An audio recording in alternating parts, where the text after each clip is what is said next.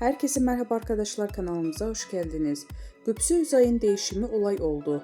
Mini elbisesiyle göz kamaştırdı. Son dönemde oyuncu Barış Arduç ile boşanacağı yönünde iddiaları magazin gündeminde yer alan Göksu Özay, yeni bir proje için kamera karşısına geçti. Özay'ın yeni imajı ve verdiği kilolar, özellikle mini elbisesiyle verdiği pozlar dikkat çekti. Kerem Bürsin ve Öykü Kariyer ile başrollerini paylaşacağı Plotenik adlı yapımla adından söz ettirecek olan Özkay, özel hayatından dair çıkan dedikodulara nokta koydu. Barış Arduç ile ayrılık iddiaları yönündeki sorulara ayrılığın yanından bile geçmedik yanıtını veren oyuncu iddiaları kesin bir dille yalanladı. Yeni projesi için radikal bir imaj değişikliği yapan Göksu Özay lansmanda adeten büyüledi. Saçlarını siyaha boyatıp uzaktan başarılı oyuncu giydiği mini elbisesiyle tam bir not aldı.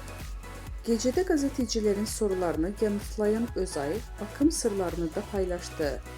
Cilt bakımıyla ilgili konuşan oyuncu, krem sürmeyi seviyorum, makyajı çok yapmıyorum.